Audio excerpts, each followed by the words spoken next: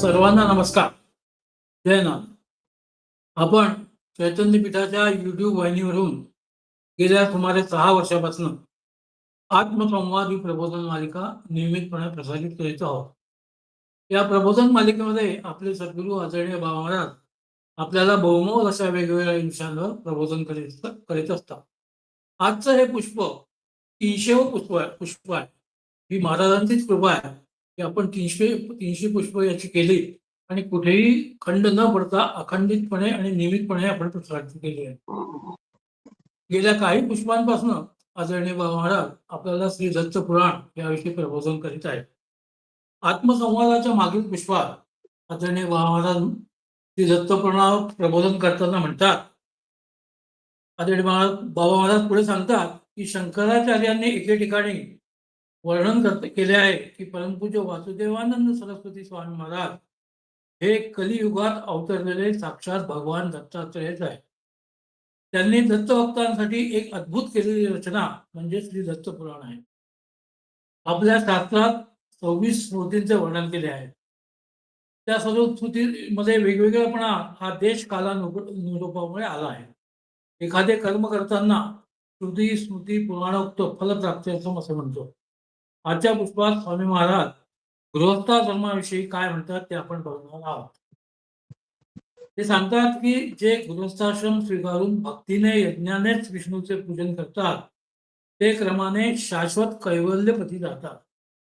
बुद्धी स्वभाव रूप लक्षणाने युक्त समान गोत्र प्रवण नसलेल्या स्वतःपेक्षा वयाने शरीराने लहान भावाने युक्त उत्तम गुण असलेल्या मुलीला वराने वरावे. समान गोत्र प्रवर असलेल्या कन्येशी विवाह केल्यास तिचे आईप्रमाणे पालन करावे. प्रायश्चित्तादी विधी करून पुन्हा विवाह करावा. सप्तपदीनंतर दोष माहीत झाल्यास कन्या द्यावी. वर मृत्यू पावला तर त्या कन्येला दुसरीकडे विवाह करावा. ज्योतिष शास्त्रानुसार आवश्यक असे योनी ग्रहग्रहण कुठ नाडीने 18 पेक्षा एकही गुण अधिक येत असेल तर तिचे ग्रहण करावे. ब्राह्मणांचा बाह्य विवाह योग्य आहे. तो न झाल्यास गांधर्व असुर पैशाच राक्षस विवाह करावे. विवाहामध्ये परंपरेने चालत आलेले धर्म देशधर्म ग्रामधर्म ग्रहण करावे. ब्राह्मणाने प्रयाणाच्या वेळी छत्री शिरस्त्राण तोड्यांसह दंड घेऊन जावे. कर्मसमयी 2 जानवी 2 वस्त्रे असावी. तसेच शेंडी बांधलेली असावी व कामाव्यतिरिक्त अंगावर उत्तरीय वस्त्र हाती कमंडुली घेऊन स्थिर चित्त असावे. ब्राह्मणाने प्रत्येक महिन्यात केस नखे काढावे. तर अग्निहोत्राने प्रत्येक 15 तीर्थक्षेत्री क्षौर करावे. मात्र विवाह काळात करू नये. गृहस्थाने नग्न होऊन रात्री स्नान करू नये आणि झोपू नये. जलाशयात शिरू नये. आडात उतरू नये किंवा भीतीने उडी मारू नये. परांना इतरा संबंधी बोलणे परवस्त्र यांचा त्याग करणं. निर्माल्य पुष्टे यांचे पायाने उल्लंघन न करता सरळ चाला. जोडलेल्या दोन्ही हातांनी मस्तक जोराने केव्हाही घासू नये. पूजनीय व्यक्ती देवालय पवित्र अश्वत्थादी वृक्षांनी डाव्या बाजून वळसा घालत. स्वतःचे पुण्य दुसऱ्याचे पाप बोलू नये. स्वतःचे नक्षत्र आणि स्वतःचे आयुष्य गुप्त राखा. चारवाक आदीचे शास्त्र दूध मद्य सेवन करणाऱ्यांना टाळावे. मद्य उच्छिष्ट शूद्र चितेतील लाकूड वापरणारा गुरव चांडाळ पतित यांचा स्पर्श झाला असता स्नान करा. महापापी दिवा अंथरूण सावली वस्त्र नख पाणी मांजर मेंढा यांचे धुलीकण सुपाचा वारा शूद्रान्न भोजन चांडाली पतीचा सहवास चितेचा धूर वाईट भाषण या सर्व गोष्टी त्याज्य मानाव्या. स्नान न करता विडा खाऊ नये. तसेच गुरु अग्निदेवता यांचे पूजन करू नये. डाव्या हाताने पाणी पिऊ नये. तसेच विप्र सज्जन यती यांची निंदा करू नये. ब्राह्मणाने गुरुची सावली आज्ञा प्रत्येक दिवशी म्हणजे केव्हाच ओलांडू नये. ब्राह्म मुहूर्तावर उठून ब्रह्माचे ध्यान करावे. गावाबाहेर नैऋत्य दिशेला देव जल मार्ग जवळ नसलेल्या ठिकाणी पाणी लांब ठेवून नाक डोळे वाणी स्थिर ठेवून गवतावर उत्तरेकडे तोंड करून रात्री दक्षिणेकडे तोंड करून वस्त्र डोक्याला गुंडाळून उजव्या कानात यज्ञ पौळी घालून मूत्र शौच इत्यादी विधी करावा. नंतर शरीर शुद्धी कशी करावी हे देखील महाराजांनी पुढच्या श्लोकांमध्ये सांगितले. कथन केलेली शुद्धी रात्री अर्ध्या प्रमाणात व प्रवासात क्रमाने निम्म्या प्रमाणात करावी. लहान मुले, स्त्रिया यांना गंध लेपनापर्यंत शुद्धी कथन केली आहे. डाव्या बाजूला चुळा भरावा. ब्राह्मणाने 12 चुळा भरावे. मग दात कसे घासावे हे देखील महाराजांनी सांगितले आहे. अशुद्ध असलेल्या मानवाची क्रिया निष्फळ आहे. स्नान आधी बाह्यशुद्धी असून ध्यान हे आंतरिक शुद्धी करणार आहे. मग महाराजांनी आचमन क्रिया सविस्तरपणे सांगितली. ऋषिकेश नामोच्चाराने डाव्या हाताने प्रोक्षण करून, पद्मनाभ उच्चारून पाच प्रक्षालन करून, दामोदर उच्चाराने मस्तक प्रोक्षण करून, शंकरशेष नावाने 3 बोटाने स्पर्श करून, वासुदेव प्रद्युम्न या नावाने अंगठा आणि तर्जनीने नासिकेला स्पर्श करून, पुरुषोत्तम नामोच्चाराने अंगठा आणि अनामिकेने डोळ्यांना स्पर्श करून, अच्युत नावाने अंगठा आणि तर्जनीने बेंबीला स्पर्शून, हाताच्या तळभागाने हृदयाला स्पर्श करून, उपेंद्र नावाने सर्व बोटांनी मस्तकाला स्पर्श करून, हरे कृष्ण या नामोच्चाराने उजव्या व डाव्या हाताच्या मुळाशी स्पर्श करावा. असे हे आचमन आहे. मलोत्सर्गाच्या आधी अंती केल्या जाणाऱ्या आचमनात पिण्यासाठी उडीद भिजेल एवढेच पाणी घ्यावे. इथे आचमन कसे करावे हे सविस्तरपणे महाराजांनी सांगितले आहे. इथपर्यंत हा अध्याय आदरणीय महाराजांनी अतिशय सुंदरपणे समजावून सांगितला व आपल्या प्रबोधनाला इथे स्वल्प वेळ सांगितलं. मी त्यांना विनंती करतो त्यांनी आजच्या प्रबोधनाला सुरुवात. नमस्कार.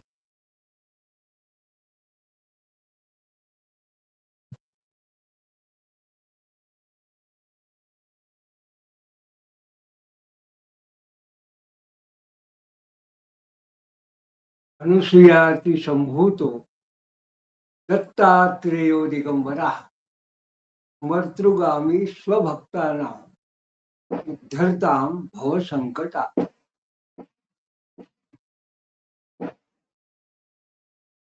मागल्या पुष्पात आपण ब्राह्मणांचं किंवा ब्रह्मचार्य आणि गृहस्थ अथवा संन्यास वानप्रस्थ यांचा आचार धर्माचं निरूपण करत असताना आचमना विशिष्ट स्वामी महाराजांनी काय सांगितलंय त्याचं अवलोकन करायला सुरुवात केली. मग आपण असं म्हटलं की स्वामी महाराजांनी स्पष्टपणे असं या ठिकाणी नमूद करून ठेवलं आहे की हृद्वान हुंकंच सर्वाभिः कृष्येदाच आचमनं त्विदं शुद्धो कर्माद्यंत योश्च माशमज्जां विवहाशने. जे काय तर सर्वाभिः कृष्येद आचमनं त्विदं, वरती जे नावं वगैरे मागल्या पुष्पात सांगितले त्या पद्धतीने त्यांनी आचमन करावं. तिदम म्हणजे त्वइदम. आणि मग शुद्धो कर्माद्ययंतुश्च,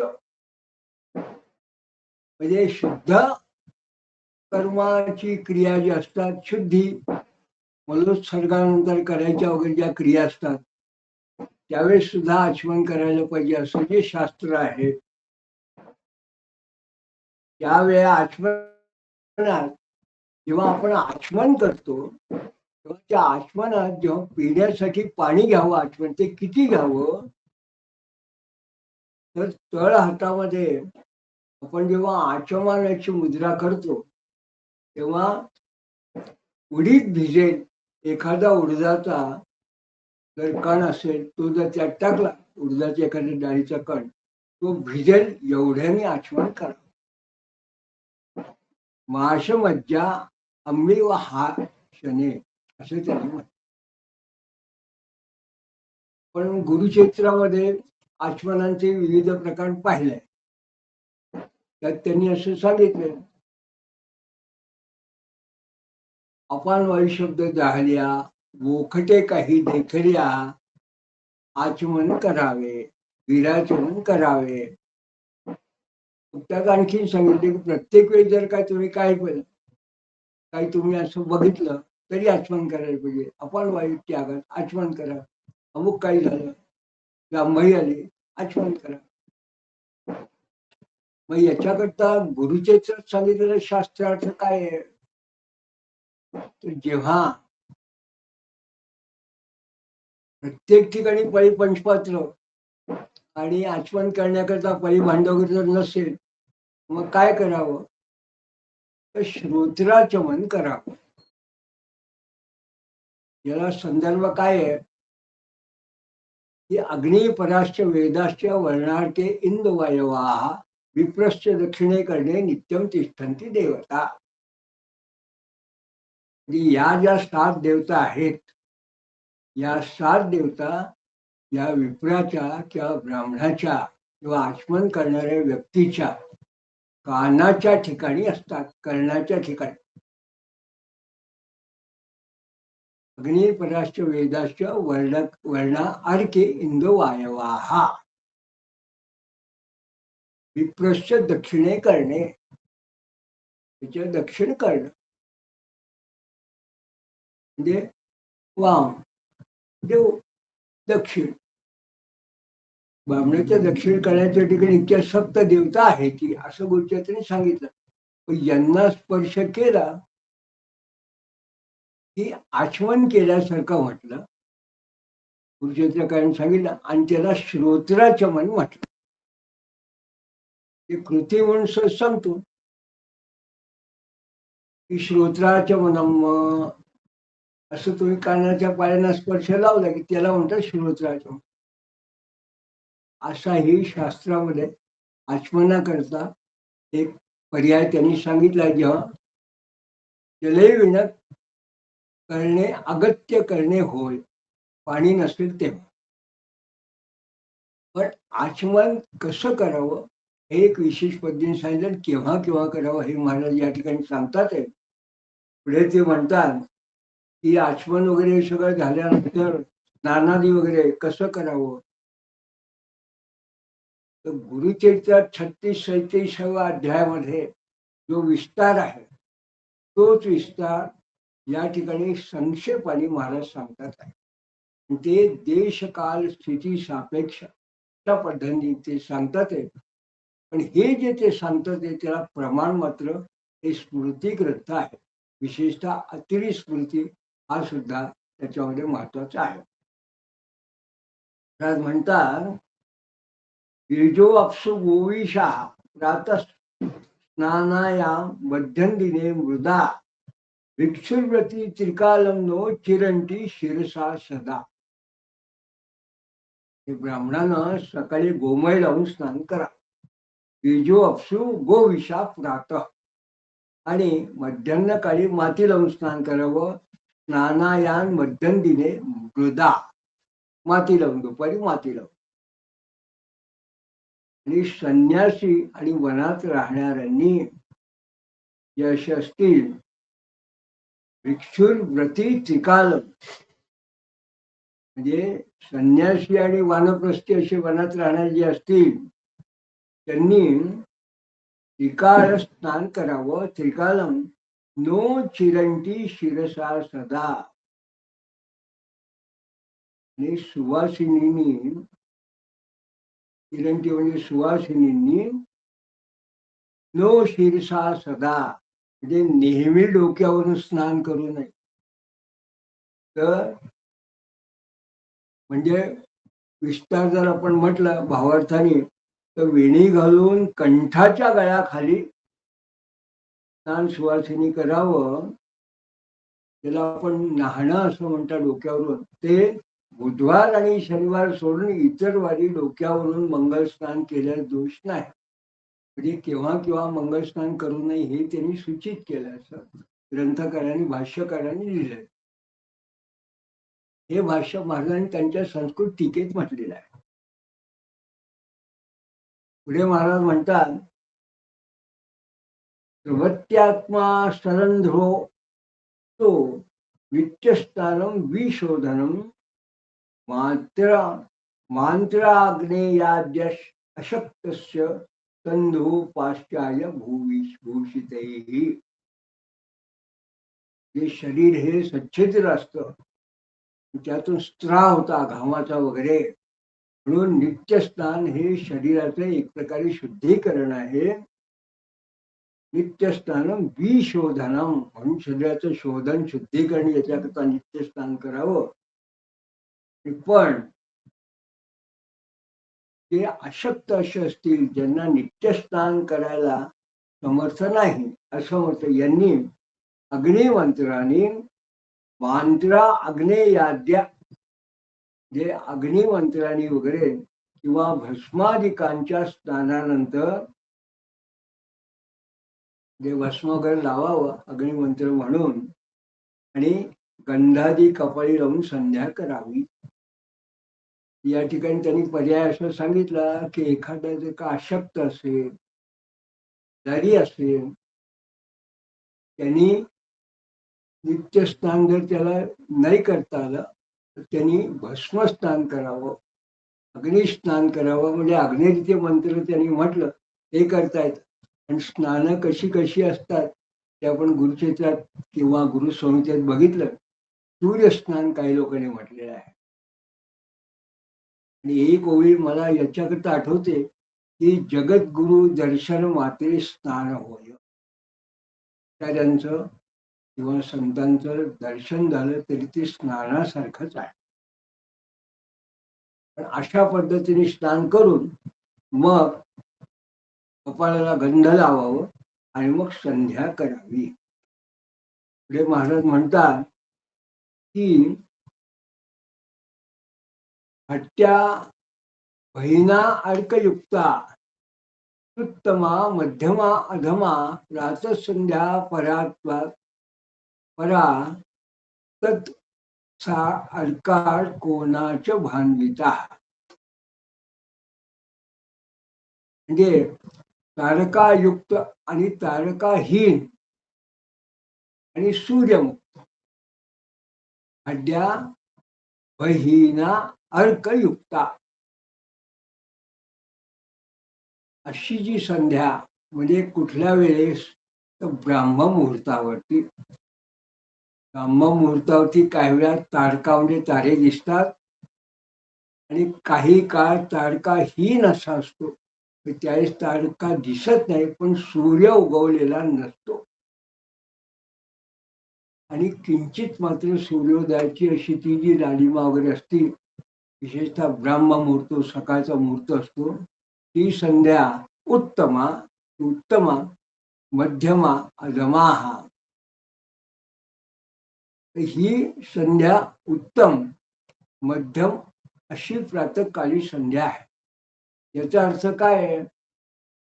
खऱ्या अर्थाने ब्राह्ममुहूर्त जेव्हा खरोखर सूर्य उगवायचा असतो त्याच्याआधी ब्राह्ममुहूर्तावर केलेली संध्या ही उत्तम. तेव्हा तारकाही दिसत नाही, सूर्यही दिसत नाही, अशा वेळेसची मध्यम. मग सूर्योदय झाल्यानंतरची वगैरे केलेली जी संध्या असेल ती कनिष्ठ, असं स्वामी महाराज या ठिकाणी सांगतात. अशी प्रातःकालीन संध्या अशी सकाळची संध्या आहे. त्याप्रमाणे प्रातःसंध्या परादत्ता अलका कोणाच्या भान्विता, त्याप्रमाणे सायंकाळची संध्या ही सूर्ययुक्त, सूर्यास्तानंतरची आणि तारकांनी युक्त अशा वेळी केलेली संध्या ही सूर्ययुक्त असेल ती उत्तम, सूर्यास्तानंतरची मध्यम, आणि पुन्हा रात्र झाली तरी संध्या करता त्याची ती कनिष्ठ, असं या ठिकाणी म्हटलं. मग सकाळी ते म्हणतात विनाढ्य अधस्ताम कृत्या चतुर्थाभ्यम चतुर्था अर्घ्य प्रदापयेत अर्घ्यर्धे मा या मा दासायम संध्या मध्यान्निकी स्फुरता. म्हणजे सकाळी 3 घटकापर्यंत जर संध्या केली नाही तर चौथा अर्घ्य द्याव्या आणि सायंकाळच्या आधी म्हणजे 1.5 प्रहर म्हणजे 4.5 तास आधी मध्यान्ह संध्या करावी. म्हणजे सूर्यास्ताच्या साधारणपणे 4:30 आधी या कालापर्यंत जी संध्या तिला मध्यान्ह संध्या अशी, आणि 3 वेळेस संध्या करायला सांगितली आहे. मध्यान्ह संध्या ही अशी झाली पाहिजे. पुढे प्राणायामो घनिघ्नाः प्राकार्य सर्वेषु कर्मसु योक्त मार्जनार्थ मार्जनाघर अधर्मस्ना अर्घ्या अर्पणा निकम. जे पापनाश करणारा प्राणायाम, प्राणायामो अघनिघ्नाः प्राकार्य सर्वेषु कर्मसु.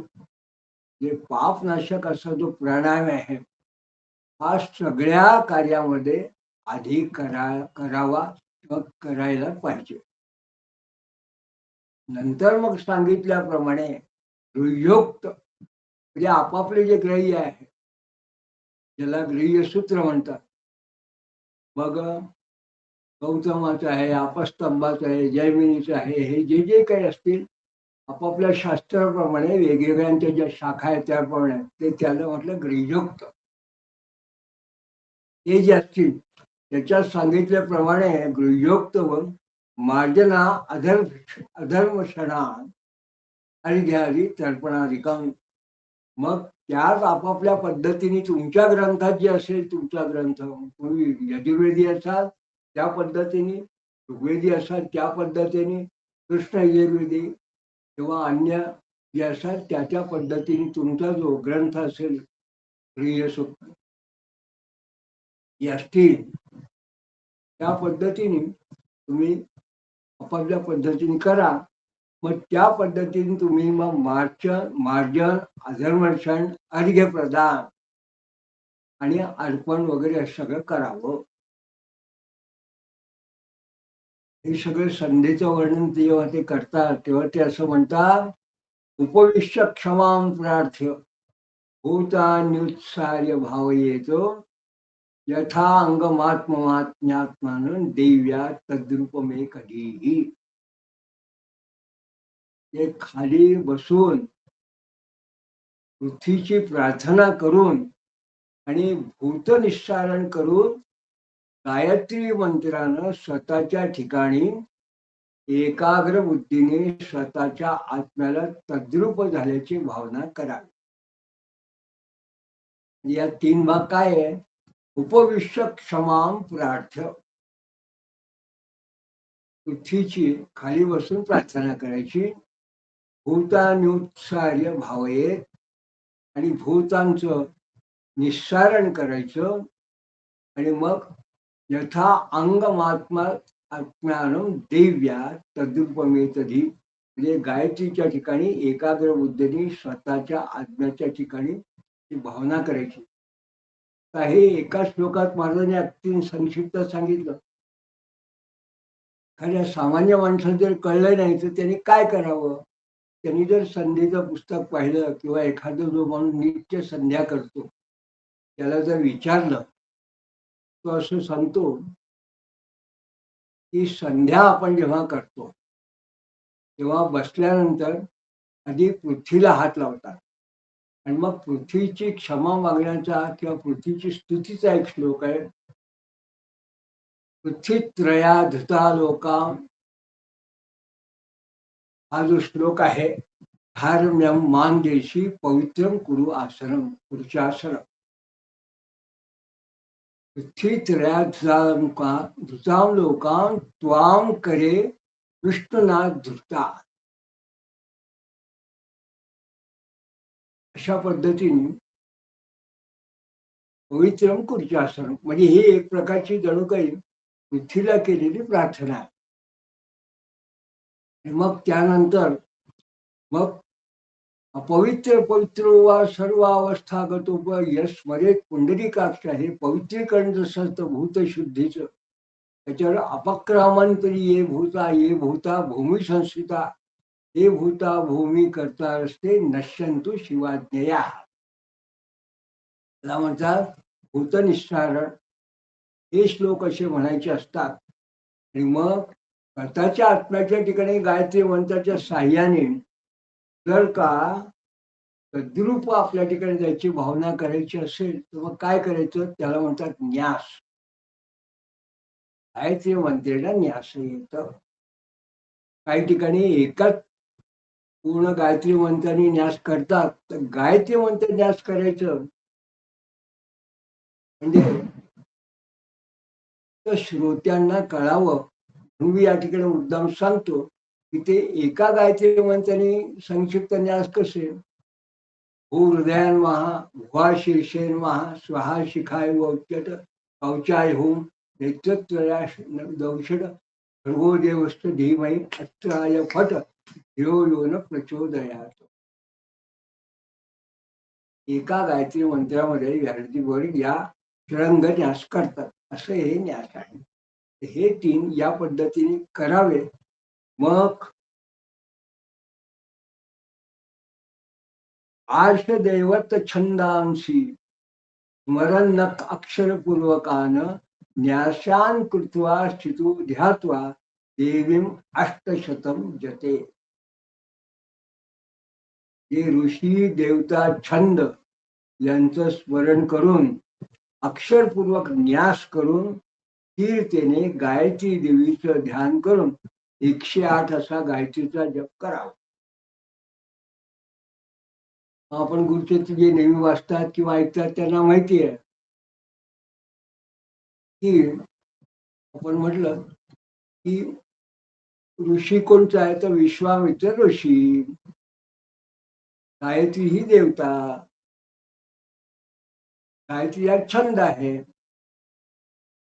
सरस्वती देवता आपण काय ठिकाणचं आपण या वर्णाक्षरांशी गायत्री छंद जाणा.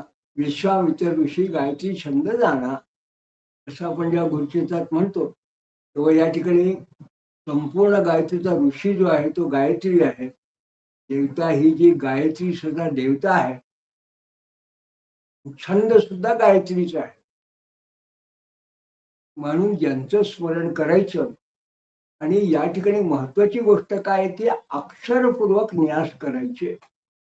आपण जेव्हा गुरुचरित्र वाचतो त्यात 36वा अध्याय पाहतो तर त्यात काय म्हटलंय की तत्सवितुर्वरेण्यपासून ह्यो योन प्रचोदयात.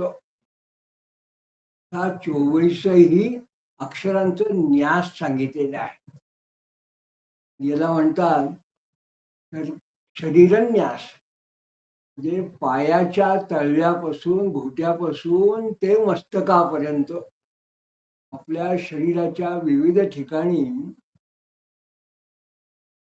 ते आपण ज्याला आजच्या काळामध्ये आपण त्याला असं म्हणू शकतो की हे पॉइंट्स आहे. विशिष्ट एनर्जीचे पॉइंट्स, स्टिम्युलेशन पॉइंट्स आपण ज्याला म्हणावं, एनर्जी हिलिंग करतात. असे जे पॉइंट्स असतात त्याला न्यासांची स्थानं म्हटली. हे जे 24 ठिकाणं जे आहे जे गुरुचरित्रात सांगितले त्या प्रत्येक ठिकाणी त्यांनी स्पर्श करायचा. तो वर्णाक्षराचा मंत्र म्हणायचा किंवा वर्णाक्षर म्हणायचं आणि 24 हे करून ब्रह्मरंध्रापर्यंत ते न्यास करायचे आणि मग 108 वेळा गायत्रीचा जप करायचा. अशी पद्धत सांगितली आहे. याचा तो विस्तार गुरुचरित्रकारांनी सांगितला. काही वेळा आपल्याला असं लक्षात येतं की सुश्रुत संहितेने सुद्धा असे जे पॉइंट्स ज्याला आपण म्हणू शकतो जे आहे हे त्यांनी त्या ठिकाणी सांगितलेले आहे. आणि ते कशा करता सांगितले आहे तर ॲक्युप्रेशर ॲक्युपंक्चर वगैरे याचे जसे पाश्चात्य आहे तसे आयुर्वेदोक्त असे जे आपण पॉइंट्स आहे त्या पॉइंट्सवर उपचार कसा करावा हे जसं त्यांनी सांगितलं आहे तसा वैदिक पद्धतीने या गायत्री महातंत्रामध्ये या शरीरस्थ ही जी स्थानं आहे यांना या पॉइंट्सला अशा पद्धतीने न्यास करावं मत्स्यमंत्र ही एक पद्धत या ठिकाणी आहे. आणि त्यानंतर मग न्यास केल्यानंतर मग 108 वेळा गायत्रीचा जप करावा, कमीत कमी यांनी असं म्हटलं. तर पुढे त्यांनी मग असं म्हटलंय, पुढील कृत्य करा. मला फक्त जाता जाता या ठिकाणी मुद्दाम असं सांगायचं आहे की आपण जेव्हा गुरुचरित्र वाचतो तेव्हा गायत्री झाल्यानंतर विन्यास सांगितला आहे, की ज्या क्रमाने पायाच्या घोट्यापासून ब्रह्मरंध्रापर्यंत आपण न्यास करतो त्याच पद्धतीने मग ते उतरवायचे, त्याला विन्यास असं म्हटलंय. किंवा उत्तरन्यास म्हटलंय. पूर्वन्यास आणि उत्तरन्यास. पण हे एक वेगळं तंत्र आहे. महाराजांनी अत्यंत संक्षिप्त फक्त जणू की आपल्याला आठवण करून दिली की अशा पद्धतीने तुम्ही करावं गायत्री करताना. मग ते म्हणतात, उपस्थाय प्रणमेशान युवाद्यम गुरुं ततः संध्या विसृज्य होमोच सायं प्रातश्चरे विधे. म्हणजे मग उपस्थान, त्याला सूर्योपस्थान असं म्हणतात, करून दिग्देवता गुरूंना नमस्कार करून संध्या विसर्जन तुमची झाली की प्रातःकाली सायंकाली मग विधीपूर्वक होम करावा. साधारणपणे दिग्देवता वंदन वगैरे जे म्हटलं आहे सूर्योपस्थान, त्याला आपण म्हणतो की सूर्याला पूर्व प्राच्य दिशे इंद्रायण महा, अग्नेय दिशा दक्षिणा दिशी यमान महा, वायव्य दिशी वाय, असं करून चारीकडे अष्टदिशांना मग अधस्थान पृथ्वीनं आकाश दिशा यांना दिशांच्या देवता आहेत त्यांना नमस्कार सांगितलेला आहे. आणि अशा पद्धतीने त्यांना आणि गुरूंना नमस्कार करून मग संध्या संपवायची, त्याला विसर्जन म्हणायचं. त्याचं ब्रह्मार्पण वगैरे असे काही म्हणतात, ते करायचं पाणी सोडून. आणि मग प्रातःकाळी सायंकाळी विधीपूर्वक होम करावा. होमोच सायं प्रातश्चरे द्विधे. क्लिन्न वस्त्रो अपवित्रो नो विपुंड्रश्च क्रियाश्चरे ततो देवार्चनं कार्य स्ववृत्त्या पोष्य पोषणम. जे ओल्या वस्त्रानं, क्लिन्न वस्त्रो अपवित्रो, हातात पवित्र न घालता, गंधन न लावता, नो विपुंड्रश्च क्रियाश्चरे, न लावता जर क्रिया करू नये, आणि नंतर ततो देवार्चनं कार्यम स्ववृत्त्या पोष्य पोषणम. त्यानंतर मग देवपूजा करावी आणि त्याच्यानंतर मग तुमचं उपजीविकेचं जे काही साधन असेल तर त्या कुटुंबाचं त्या पद्धतीने पोषण ते कार्यामध्ये लागावं. आणि हे पोषण मध्ये काय आहे, याच्यावर महाराज भाष्य करतात. त्याच्यामध्ये पोष्य वर्गामध्ये आया म्हणजे स्त्री, बंधू, अनाथ, अग्नी, गाय, अतिथी यांचं पोषण करणं, यांना जगवणं वगैरे हा जो आहे हा या ठिकाणी सांगितलेला महत्वाचा भाग आहे. म्हणजे संध्या करावी, नित्य सायं प्रातः होम करावा, पूजा करावी, आणि मग आपापला ज्याला असं म्हणतं की घर चालवण्याकरता जो काही आपलं काम आहे त्याच्याकरता करावं. आणि ते सुद्धा कर्तव्य म्हटलेलं आहे. अत्यंत संक्षिप्त असं महाराजांनी या ठिकाणी सांगितलं आहे. या ठिकाणी मला फक्त एक गोष्ट अशी मुद्दाम सांगायची आहे की तर माझ्या मनात एक असा विचार आला की जर एखादा व्यक्ती सायं प्रातः अशा पद्धतीने जर नित्य करत असेल, पण ज्याला यज्ञ म्हणतो किंवा याग म्हणतो, त्याच्यामध्ये तर गणपती पूजन, पुण्यवाचन वगैरे हे सगळंच करतात. हे सगळे छानपैकी मांडणी करायची, रुद्रकलश वगैरे सगळं मांडणी करायची, 2 तासाच्या विधी करायच्या त्याच्यामध्ये. म्हटलं तर नांदी श्राद्ध वगैरे सुद्धा सगळं करायचं. आणि हे करून मग यज्ञ करावा असं म्हटलं.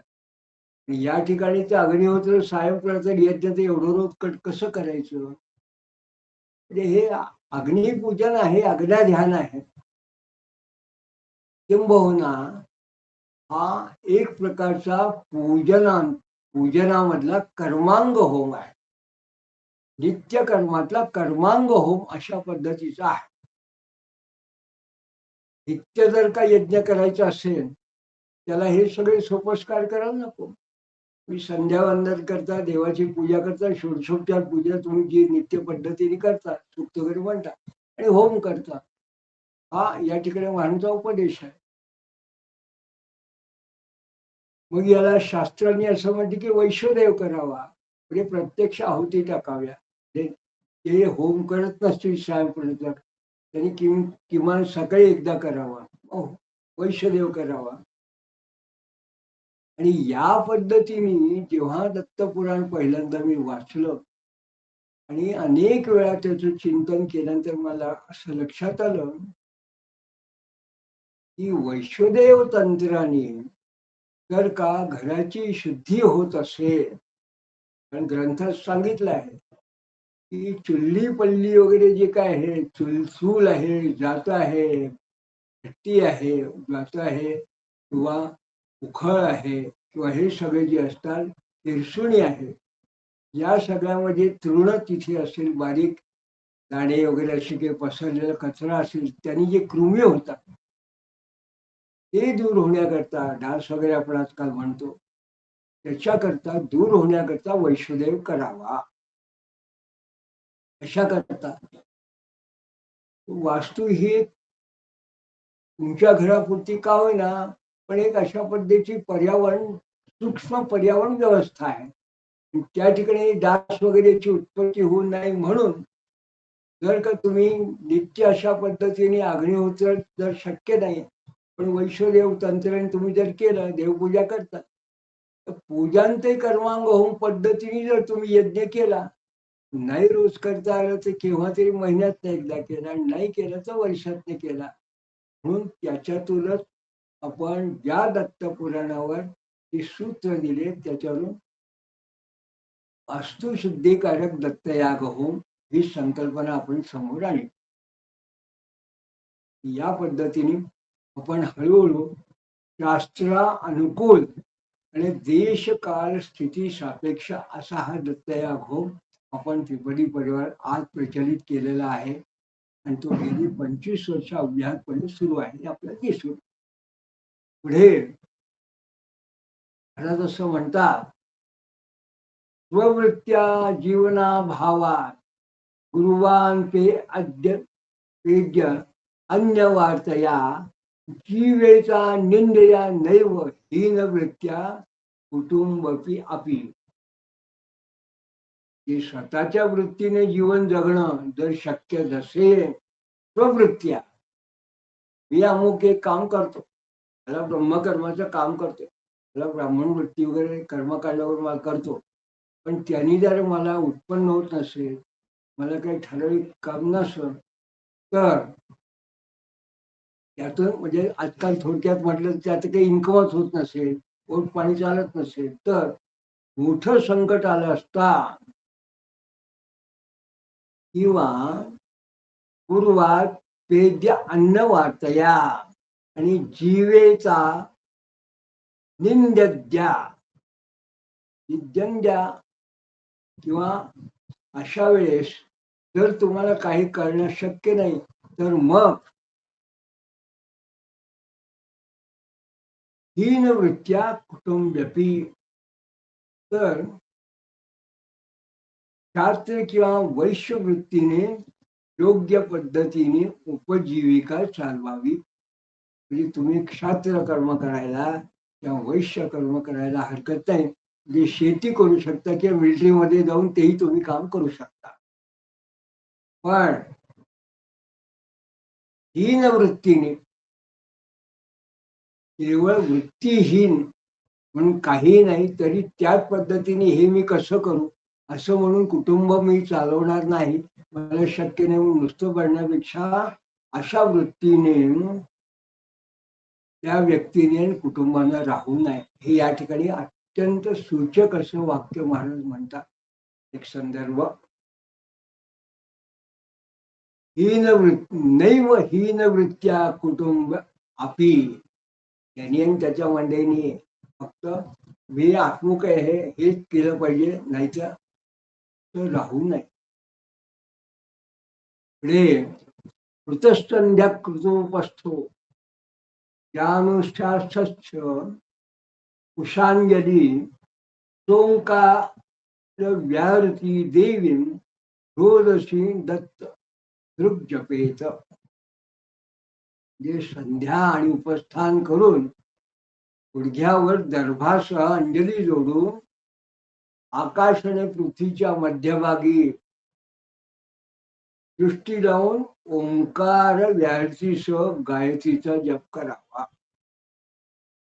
ही पुष्टी आहे की विशिष्ट पद्धतीने जर गायत्रीचं अनुष्ठान पद्धतीने करायचं असेल तर कसा जप करायचा.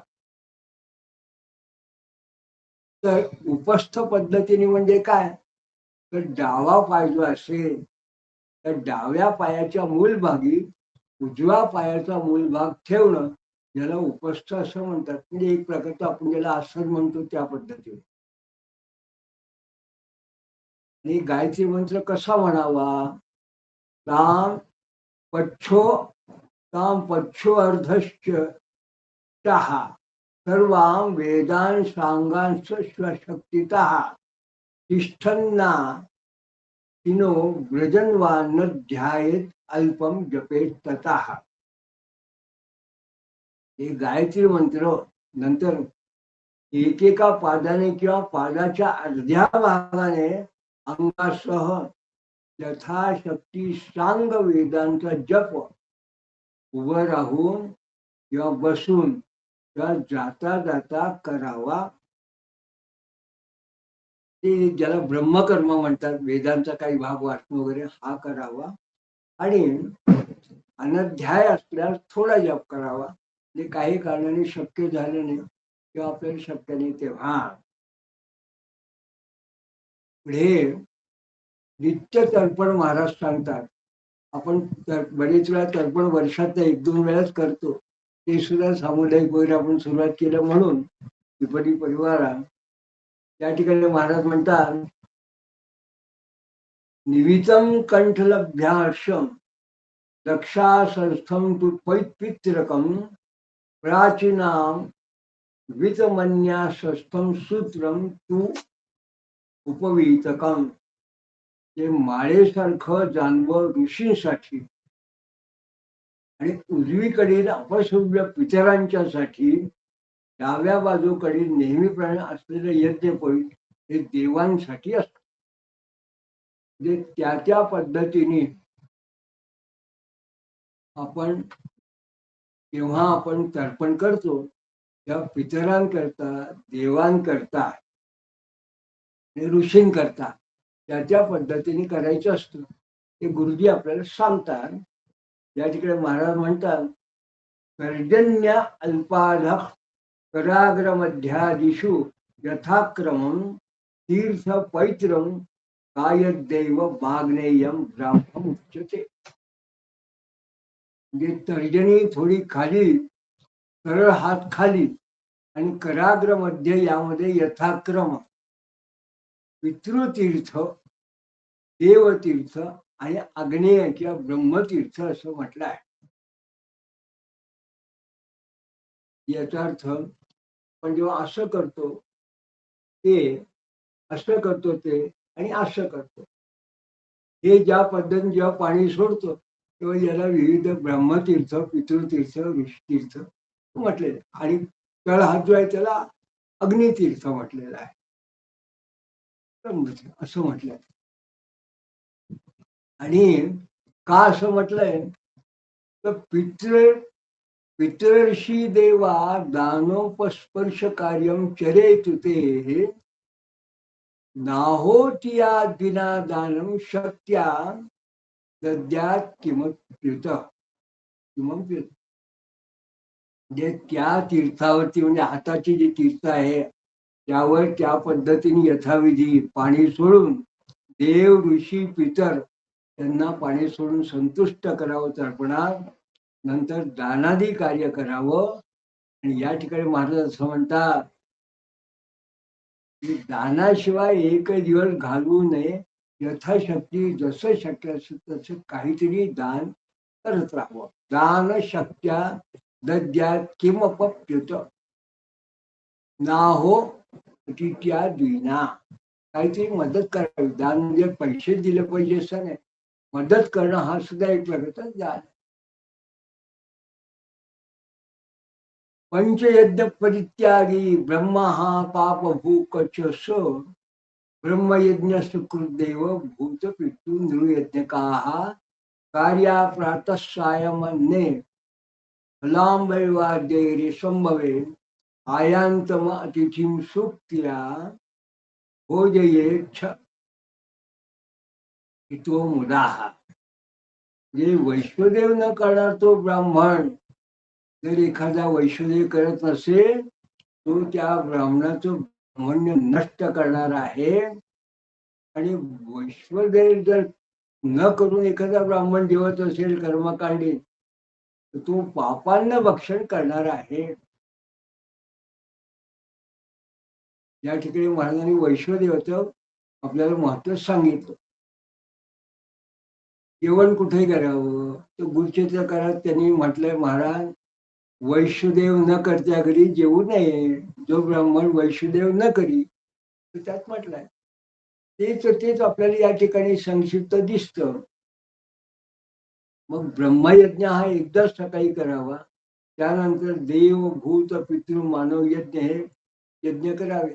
त्याला पंचमहायज्ञ असं म्हटलं आहे. आणि सायंकाळी अन्न फल पाणी इत्यादींनी करावे.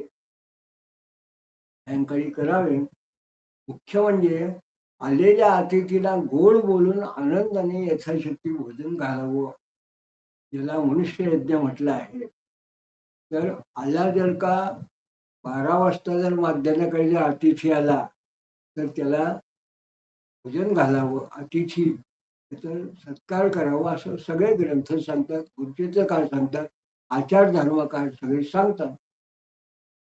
महाराज सांगतात की आयांत्यम अतिथीं सुक्त्या भोजमेच्छा उक्ती तो मुदाहा. मुदा म्हणजे आनंद आहे. उगीच आलायचं टाकल्यासारखं असं भिक्षा वगैरे न करता त्याला आनंदाने आपण त्याला भिक्षा वगैरे घालावी.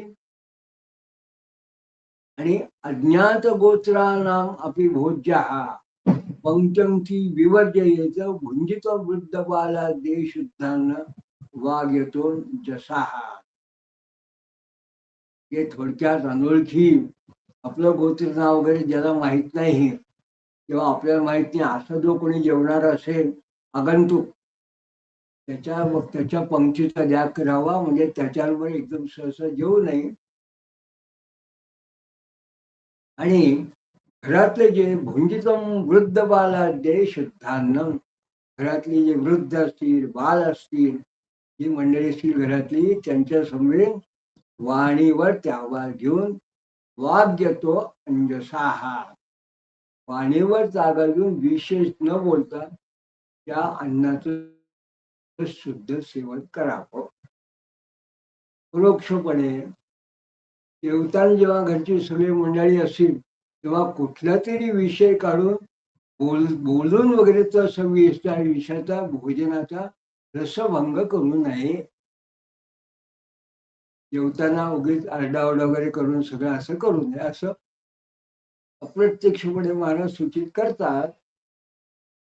पुन्हा ते म्हणतात आधीचा अर्थ पुनर्ना आद्य तत्शब्द न पिबेत जलम नान्न ना अन्नम निंद्यांती मी शुद्धा अन्नाशी लोलुपाहा. हल्लेलं अन्न पुन्हा खालून खाऊ नये आणि पाणी पिताना आवाज करू नये. शब्द न पिबेत जलम, आवाज करून पाणी पिऊ नये. हितकारी मोजका अन्न भक्षण करावं. आणि फक्त जिभेचे लाड पुरवण्याकरता पण चाखत माखत अन्नाची निंदा करू नये. शुद्धाश्चक्र आचांतो सद्या नद्याच वीटकम नयेच्छे शाह श्रवणानु अर्धच स्वपेनिशी. मग मुख म्हणजे तोंड, हात शुद्ध करून आचमन केल्यानंतर ब्राह्मणाला अन्न द्यावं, नंतर आपण भोजन करावं. शिल्लक राहिलेला दिवस हा श्रवण, मनन, चिंतन, वाचनात या पद्धतीने घालवावा आणि नंतर सायंकाळच्या एका प्रहरानंतर रात्री निद्रा करावी. मुख्य म्हणजे कार्यानिषाद्यामांतं संकटांतरिता क्रिया नैषा निशित पर्यंतम प्रायश्चित्तम ततः परम अनिद्या हे रहो रात्रो पत्नी मुपगमे निजाम तत पृथक शयिते मान अन्निकम तारकम परम. हे रात्रीच्या पहिल्या प्रहारापर्यंत आपले जे काम वगैरे आहे सगळं निर्विघ्नपणे पार पाडून घ्यावं.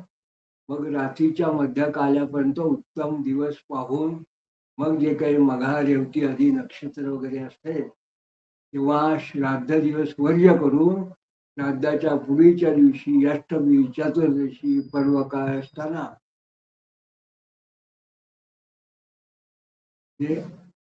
तो काही तिथी काळ वगैरे सगळं करून मग एकांत करावा आणि संतती विषयी जो काही आहे तो करा आणि नंतर वेगळं झोपावं. ही निद्रा शास्त्रप्रमाणे कशी करावी याबद्दल गुरुचरित्रात सांगितलं आहे. निळ वस्त्र नेसले वगैरे असं ते जे सांगितलं आहे तर तसं ते एका थोडक्यात सांगितलं. आणि यापेक्षा वेगळं काही असेल तर प्रायश्चित्त घ्यावं. अशी ही दिनचर्या मान्निकम तारकम परम अशी ही सकाळी उठण्यापासून ते रात्री निद्रेपर्यंतची दिनचर्या तारकम परम ही उत्तम आहे असं साई महाराजांनी या पद्धतीने आपल्याला सांगितलेलं आहे. या अष्टकातल्या 8व्या अष्टकातल्या दुसऱ्या अध्यायामध्ये शेवटी या 53व्या श्लोकामध्ये या दिनचर्येचा महाराजांनी तेव्हा या ठिकाणी शेवट केला. ब्राह्मणाचा आचार धर्म दिनचर्या कशी असते मग ते एका वेगळ्याच विषयाला सुरुवात करतात. हा वेगळा विषय काय आहे तर हा वेगळा विषय आहे और्धदेहिक आणि श्राद्ध लक्षण प्रयोग. या अतिशय आगळा वेगळा असा हा जो विषय आहे त्याच्याविषयी महाराज या ठिकाणी आपल्याला आता काय सांगतात ते आपण पुढल्या आपल्या पुष्पामध्ये आपण बघणार आहोत. आणि पुढलं पुष्प जे आपलं आहे ते साधारणपणे या दत्त पुराणाचं 100व पुष्प असणार आहे. किंवा या 100वा पुष्पामध्ये आपण आता या पद्धतीने एक वेगळ्या विषयाची जेव्हा सुरुवात असणार आहे किंवा मला या निमित्ताने एवढंच सांगायचं आहे की दत्त पुराणाच्या या दुसऱ्या मागल्या 2-3 पुष्पामध्ये दत्त पुराणकारांनी जो काही आचार धर्म सांगितलेला आहे तो आचार धर्म त्यांनी 100 वर्षापूर्वी त्यांनी या ग्रंथात नमूद केला. पण एक गोष्ट मला माझ्या अभ्यासात अध्ययनात अशी लक्षात आली की स्वामी महाराजांनी हा आचार धर्म करत असताना अनेक ज्या स्मृती आहेत त्या स्मृतींचा त्यांचा गाढा अभ्यास होता. त्या स्मृतींचा अभ्यास करून त्या काळात ते स्वतः जसे राहायचे त्या काळात त्यांच्याच बरोबरची असणारी मंडळी जशी राहायची त्यांना डोळ्यासमोर ठेवून तो आचार धर्म सोपा कसा करता येईल जो मूळ वैदिक श्रुती संमत आहे किंवा वेगवेगळ्या स्मृतीत सांगितलेल्या आहे त्याच्यात त्यांनी व्यवस्थितपणे सुधारणा केली. आणि अनेक गोष्टी आपल्याला अशा दिसून येतात की त्यामुळे ही स्वामी महाराजांनी सांगितलेली ही संक्षिप्त का होईना या दत्त पुराणकरांची एक वेगळी स्मृती आहे. किंबहुना संक्षिप्त हा स्मृती संदर्भ म्हणून आचार्य धर्म त्यांनी आपल्याला सांगितलेला आहे. हे आपल्याला लक्षात येतं.